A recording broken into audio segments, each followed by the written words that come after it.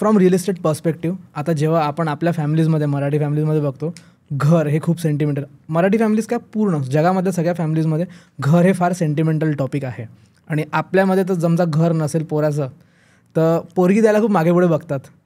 तर आता त्या पॅरेंट्सला कसं समजवशील तू की या सिच्युएशनमध्ये की आताची वेळ वेगळी आहे, कारण त्यावेळेला घर फार इम्पॉर्टंट गोष्ट होती आणि ती फार सेंटिमेंटल टॉपिक आहे मला असं वाटते. तर what will be a right age for a person to consider buying a house? ह्याच्या तुला बेस्ट एक्झाम्पल मी आहे. ओके. 2017 साली मी डोंबिवलीमधनं मूव आऊट झालो. मी घाटकोपरला मूव व्हायचं ठरवलं, कारण माझी बायको अंधेरीला जायची, बहीण दादरला जायची, सो ट्रॅव्हलिंग डिफिकल्ट होत होतं. मी घरच्यांना सांगत होतो आपण रेंटवर राहूया. वेडा आहेस का, वरती छप्पर स्वतःचं पाहिजे. मी ॲडवायझर आहे. आम्ही 40 वर्ष बिझनेसमध्ये आहोत. माझे बाबा, माझी बायको, माझे सासू सासरे यांनी प्रेशराईज करून घाटकोपरला मी 1.25 करोडचा फ्लॅट घेतला. राहुल कुलकर्णीची लायकी त्यावेळेला 80 लाख रुपयाचा फ्लॅट घ्यायची पण नव्हती, राहुलने 1.25 करोडचा फ्लॅट घेतला. 85 लॅक्सचं लोन घेतलं. याचा EMI मी अजूनही भरतोय. ओके. मी आत्तापर्यंत 62 लाख EMI भरलाय. 62 लाख 62 लॅक्स EMI भरलाय. ओके. ते घर मला विकायचं आहे, कारण मी आता घाटकोपरला राहत नाही, मी ठाण्याला राहतो. ते घर 1.20 काय 1.10 पण जात नाही आहे. वाय? रिअल इस्टेट तुम्ही घ्यायला गेलात की वाटतं केवढ्या किमती आहेत. रिअल इस्टेट विकायला गेलात की असं दिसतं कोणी घेतच नाही आहे.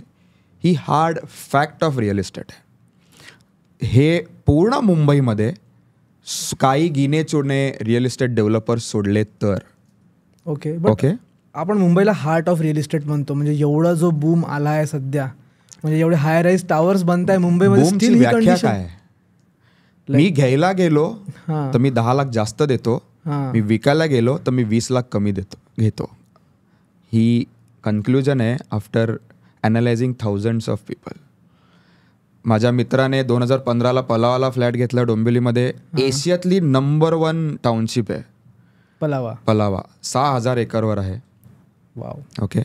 2015ला फ्लॅट घेतला 61 लॅक्सला. 2022ला ठाण्याला मूव झाला, तो फ्लॅट 58 लॅक्सला विकला.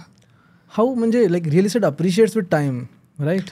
तुझ्या मित्रांना विचारून बघ एकदा, ज्यांनी फ्लॅट विकलेत, तुला उत्तर मिळेल. बसलेले आहेत ते मागे, ते ॲक्च्युली रिअल इस्टेट इंडस्ट्रीमध्येच काम केलं आहे त्यांनी. येस. मी तुला दुसरं उदाहरण सांगतो. जसं मी मूव झालो, आता मी रेंटवर राहतोय, कारण आता आम्हाला एक धडा बसला की, म्हणजे धडा नाही, कानफटात बसली आहे की ठाण्याला रेंट पण पे करतोय, घाटकोपरचा EMI पण भरतोय. पण लकीली बिझनेसमध्ये असल्यामुळे जेवढा मी EMI भरत होतो त्याच्या 3 टाइम्स माझी SIP चालू आहे, म्हणून पोर्टफोलिओ झाला. दुसरी गोष्ट, हे एक उदाहरण झालं जे मी तुला नेगेटिव्ह सांगितलं. पॉझिटिव्ह उदाहरण सांगतो तुला. माझ्याकडे एक क्लायंट आहे, त्यांनी 1994 साली 3 लाखाचा बंगलो विकत घेतला. 3 लाखाचा बंगलो 1984 साली. 94 साली. हां. 2024ला त्याची किंमत 3 करोड आहे. वाव. दिसायला काय वाटतं, 100 टाइम्स पैसे झाले in 30 years. Obviously. Boss, CAGR is only 13%. 13% CAGR आहे फक्त. पण आपण काय बघितलं, 100 पट पैसे झाले.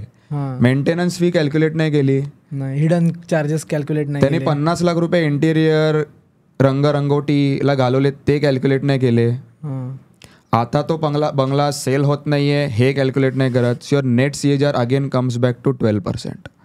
Hard facts of real estate. The earlier you understand, the more you wealth you कळलंय.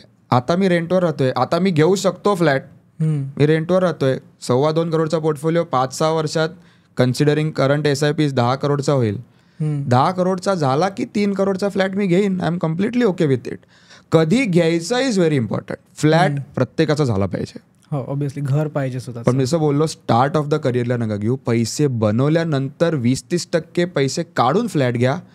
ताठ मानेने तुम्ही फ्लॅट घ्या, टेन्शन नाही. एक्झॅक्टली. मला माहिती आहे फ्लॅट घेतल्यानंतर जेव्हा सगळे पैसे ड्रायअप झालेले तेव्हा काय परिस्थिती होती. रिस्क घेण्याची कॅपॅसिटीच संपली, कारण बिझनेस नाही चालला, पैसे येणार कुठून हा प्रश्न असतो. खायचे वांदे होऊन जाईल, एवढी खराब सिच्युएशन. एक्झॅक्टली.